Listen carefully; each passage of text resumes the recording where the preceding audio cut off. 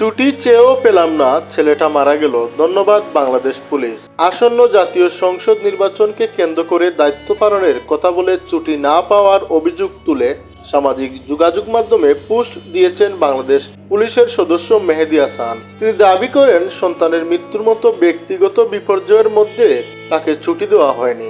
শনিবার 7 ফেব্রুয়ারি নিজের ফেসবুক অ্যাকাউন্টে দেওয়া এক স্ট্যাটাসে মেহেদী হাসান লেখেন, ছুটি চাইছিলাম, পাইলাম না, আমার ছেলেটা মারা গেল।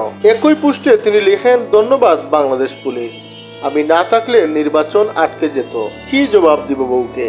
এর প্রায় 1 ঘন্টা পর দেওয়া আরেকটি পোস্টে তিনি জানান তার স্ত্রী তখন সন্তানের মৃত্যুর খবর জানেন না, চিকিৎসকদের পরামর্শের বিষয়টি জানানো হয়নি বলে উল্লেখ করেন তিনি। একই সঙ্গে রাতের ডিউটি ও সন্তানের মরদেহ তার কাছে পৌঁছানোর বিষয়েও সহায়তা চান। পোস্টে তিনি নিজের আর্থিক ও পারিবারিক অবস্থার কথাও তুলে ধরেন। তিনি লিখেন, চাকরিটা তার জন্য প্রয়োজনীয় হলেও এই পরিস্থিতি মানসিকভাবে ভেঙে পড়েছেন।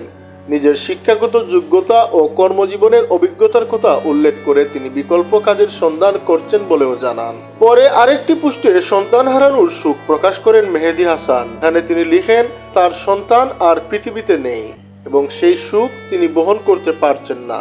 উল্লেখ্য, মেহেদী হাসান 2014 সালে বাংলাদেশ পুলিশে যোগ দেন। বর্তমানে তিনি পুলিশ স্টাফ কলেজ বাংলাদেশে কর্মরত রয়েছেন। তার বাড়ি ময়মনসিংহ জেলায়।